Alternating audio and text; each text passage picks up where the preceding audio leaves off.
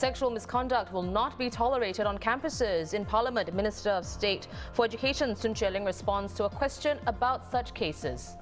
Scrapped from next year, Singapore will stop issuing $1,000 notes to curb illegal activities. And today is the day America decides. A hard-fought presidential campaign comes to a close. Hello, you're watching The Big Story, coming to you live from the Straits Times newsroom. I'm Olivia Quay. I'm Haryanto Diman, and you can subscribe to the Straits Times channel so you never miss a single episode.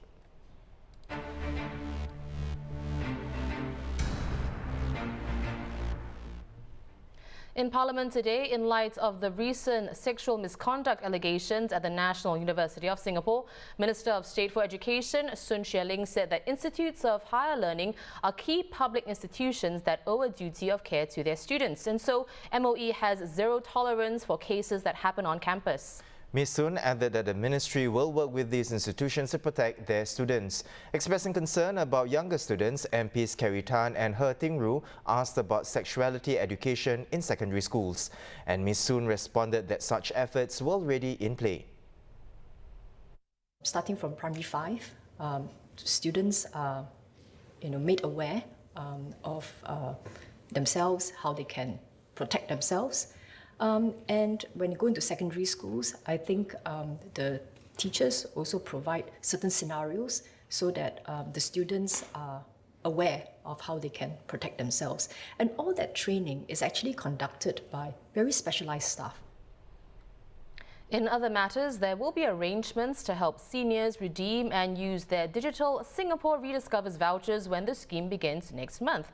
Minister of State for Trade and Industry Alvin Tan said these include setting up physical counters at community centres to assist them in making bookings and organising small group tours especially for them. And following the October 14th MRT breakdown on 3 lines that caused commuters to have to walk on the viaducts, Transport Minister Ong Ye Kung said that it was impractical to impose social distancing measures. Responding to questions about safety measures in light of crowds of commuters, Mr. Ong highlighted that commuters were cooperative in keeping their masks on and not talking to each other. When asked if service providers will be taken to task in the future, Mr. Ong said that he saw the episode as an opportunity to reflect, learn and do things better. I think what's more important than meting out punishment is the team able to come together, reflect upon what could be done better and take it upon themselves, take responsibility to say, I can do things better. And together, without finger pointing, work together to better serve commuters. Because the mood can easily change, when it becomes one of penalty and punishment. And then the mood changes when everyone becomes defensive. Everyone, to put it crudely, will cover their behinds. And after a while, you don't get the best outcome. So as far as possible, there is a disciplinary structure, and we will use it if we have to. But as far as possible, I feel, hold the team together. Being able to work together for the benefit of commuters is a lot more important. Also being debated in Parliament today is a proposed law that will help small firms hit by the COVID-19 pandemic to renegotiate or terminate their contracts without any penalties if a deal cannot be reached. But the businesses will still be liable for any outstanding debts and obligations. The proposed framework is part of the latest set of amendments to the COVID-19 Temporary Measures Act. I wish to emphasize that this is not a step that has been taken lightly, and we have very carefully considered both the implications as well as the scope of this framework. The nub of the problem for the mall tenant that I took the members through is that he has entered into a contract pre-COVID-19. The business environment and assumptions that he had then is very different today. Now, when all these assumptions are different, he is bound to a set of obligations that were designed at a very different time. And while business is not stagnant, no one could have predicted that the environment would have changed so dramatically, drastically, and fundamentally in such a short period of time. For the businesses that are not permitted to resume operations that I've sketched out earlier, the situation would be even more dire. Under the proposed realigned framework, the businesses involved must be small, below a specified annual revenue. They should have also been badly affected by the pandemic. Singapore is home to 207,000 micro companies with annual revenue of less than $1 million and 44,000 small firms with annual revenues below $10 million. The contract should have been entered into before March 25th, before the impact of COVID-19 was felt. The contracts covered under the framework include commercial property leases, the sale and purchase of goods and services, and rental or hire purchase deals for commercial equipment and vehicles, among other things. The framework doesn't cover consumer, employment and insurance contracts. Now, in what specific ways will small and micro businesses be affected? Well, let's find out from Vice President of the Association of Small and Medium Enterprises, Yuit. Hi there. Now, in an interview with our colleague Charmaine yesterday, you said the proposed framework would help small businesses that have suffered badly as a result of the pandemic. What kind of businesses would benefit the most from this? And if you could give us some examples. Yeah, I think that overall, if you look at what's been happening in last 9 months, right, the most impacted really has been the Tier 1 and Tier 2. But in the recent lifting, we've seen the Tier 2 food and beverage in revenues going back to almost pre-COVID times, in some cases beyond. What we are still seeing is industries in the retail, and of course, you have aviation, travel, the MICE industry are still not seeing a return of the business. So specifically, if you really go to the malls, right, you're most likely going to see a lot of F&B outlets being crowded. Yep. But the retail, people are still not really spending the time to go shop and visit.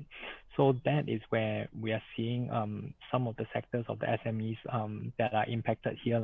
That's not seeing an immediate return. And that's where this, I think, would really help them. I see. Yuit, are you able to elaborate as well as to what kind of contracts do these sectors possibly have to renegotiate because of this proposed amendments? Yeah, I think a lot of it centers around rental, right? So you may find that rental constitutes a large portion, especially in the retail sector, and you may see hire purchase, or in some cases leasing, that's also covered by this bill and also impacted. So for them, you may see that the business has kind of restructured, or the demand has kind of gone away, and it may not be coming back soon. And this bill really allows them to really look at the fact that the situation has impacted them, and it's not something that they planned, and it's really outside of their ability to plan, right? And this would allow them to walk away or negotiate for better position so that they can come out stronger. Right. Yuit, the proposed realigned framework doesn't cover consumer, employment and insurance contracts, but do you think what's being proposed is comprehensive enough? I think, if you look at what they're targeting primarily the small and medium enterprise space, right? And really focus around the micro and small. And these are really the enterprises, from our own experience in the last few months, right? We've seen that the bargaining power and the negotiation position for these enterprises not having enough against, let's say, the landlords or the counterparties that are a lot bigger and having the resources and finances. So I think this really helps the SMEs that are really troubled or in a situation, and they don't have the resources to deal with what's needed in the contracts. Well, Yuit, another aspect of the proposed law is providing small and micro businesses with a 6-week window to decide if they want to terminate their contracts early without penalty. The parties then will have 4 weeks to renegotiate the terms. Is this time frame sufficient, or is it too restrictive nonetheless? Yeah, I think that, given if you really look at how it's panned out, especially like in the previous bills, right, around rental relief, we think that more time can be considered, because it may take a bit of time, and sometimes SMEs may have fires to fight as well. So given giving a little more time flexibility may actually be helpful. Right. And in that regard, do you see any points of contention? Okay, what we have seen, right, is that from our experience looking at the rental relief, which was passed into law, where you either get 2 months or 4 months, rent relief, we've seen cases where the institutional landlords, especially the larger ones, they actually do not abide by it, or they continue to stick to the contracts. And in this situation, we do see potential challenges, in the contractual part where you may get a repeat of this kind of situation. So I think it would be good that this area is also addressed, or some means of recourse is available. Right. Well, thank you so much for coming on the show, Yuit. We've been speaking to Yuit, VP at the Association of Small and Medium Enterprises.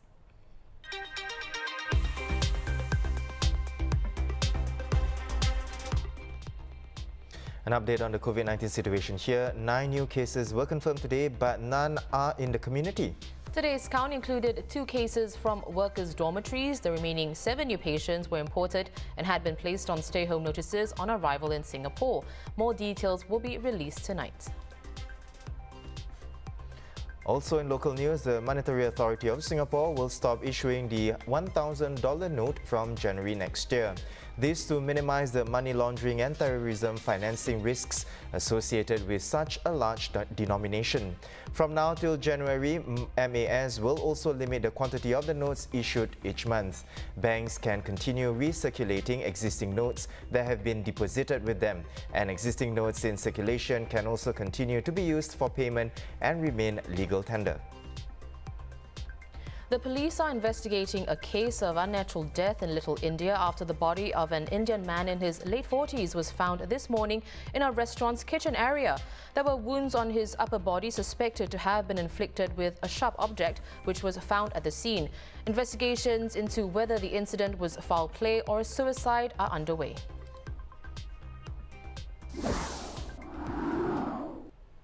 Pushed into the spotlight as co-chair of the government task force on COVID-19, Lawrence Wong has come into his own, leading some pundits to believe he could be a contender for Prime Minister one day. In her first in-person lunch interview since January, the Straits Times' executive editor Sumiko sits down with Mr. Wong in a refreshed lunch with Sumiko.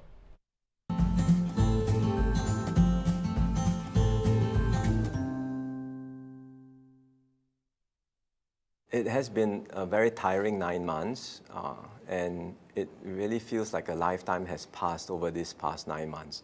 You know the old saying that there are some weeks when nothing happens, but there are also some weeks when decades happen, and this feels a bit like that.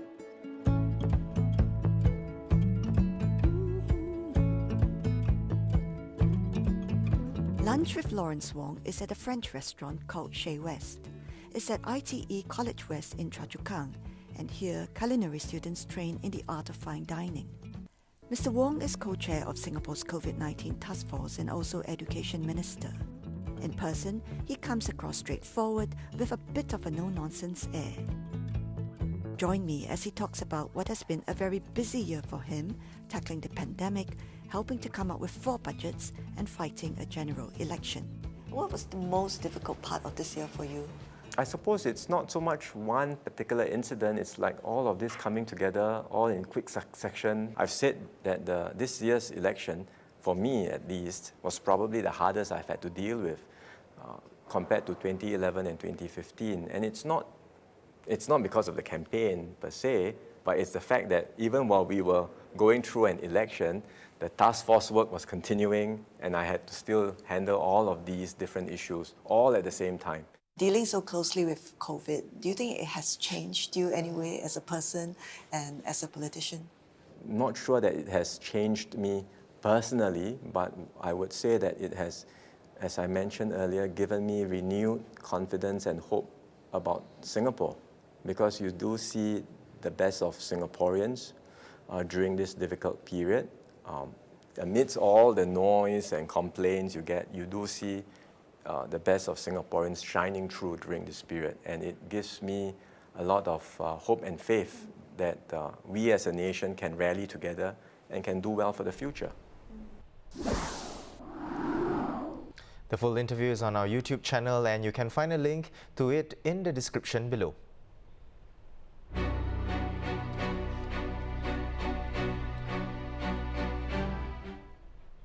Okay, not long now, from 6 p.m. Singapore time, polling stations across the USA will progressively open as the world watches a polarized nation will decide whether to give Donald Trump a second term or elect his challenger, Joe Biden. Meanwhile, social media giants Facebook and Twitter say that they will add warning labels to posts and tweets, including those of the candidates who claim a premature election victory. That's on worries the results might not be clear until well after Election Day. New steel fencing, meanwhile, went up around the White House on Monday as security was stepped up in the U.S. Capitol and other cities around the country over concerns about unrest after the election. Let's get more now from our U.S. Bureau Chief Nimal Ghosh, who's in downtown Washington, D.C. So this is Black Lives Matter Plaza in Washington, D.C. The late afternoon before the November 3rd election, possibly the most fraught and the most important election in America's modern history. There is an air of expectation with a slightly ominous edge, I should say, in downtown DC. Behind me is the Washington Monument, and in front of that is the White House, but behind several rows of non-scalable fences for fear of the crowds and protesters that might come here. If there is a disputed election result, if there is a prolonged drama over the election, which is quite likely, Joe Biden still leads President Donald Trump nationally, but he has a very slender lead in a few key swing states. So tomorrow night, everybody's going to be on tenterhooks, and this is where the drama might play out after that, depending on what happens on the night of November the 3rd. For the Straits Times, I'm Nirmal Ghosh in Washington, D.C. For real-time updates of the US election, you can follow our coverage online. From 7 p.m. Singapore time, a live blog will provide breaking headlines and analysis of the vote and results as they come in. Well, in other global headlines, Austria's interior minister said the series of attacks across central Vienna were carried out by at least one Islamist terrorist. Gunmen had attacked 6 locations in central Vienna on Monday, starting outside the main synagogue. They killed 3 people and injured at least 14 others.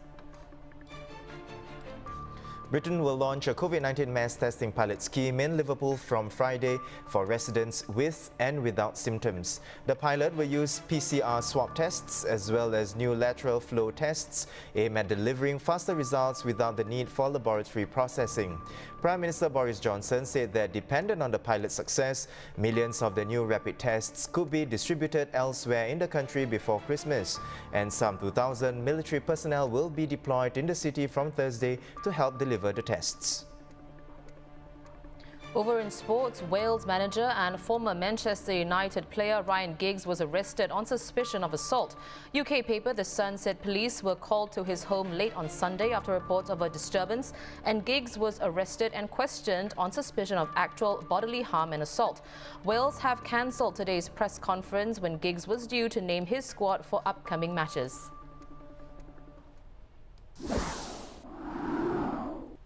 Olivia, I think you and I can only dream about going to Antarctica one day. Yep, that's right. And even the world's southernmost continent's fate is closely intertwined with Singapore. Yep, it's actually the latest story on the Discovery section on the new Straits Times website. Now, content for this section is designed to provide an immersive experience with stories being told through striking images, videos and graphics. Now, here's another example from the Discover function on ST's mobile app. Over the past weekend, readers were invited to venture out with the Sunday Times Picture Desk photojournalists to explore remote spots around Singapore. Yep, and there were 6 locations, each with pictures, but readers could also navigate the area with a 360-degree view to try and guess where these pictures were shot. I couldn't guess a single one. Well, head over to straitstimes.com for more news and videos, and subscribe to our YouTube channel by hitting the red button below. Once again, I'm Haryanto Diman with Olivia Quay. Join us tomorrow for more stories on The Big Story.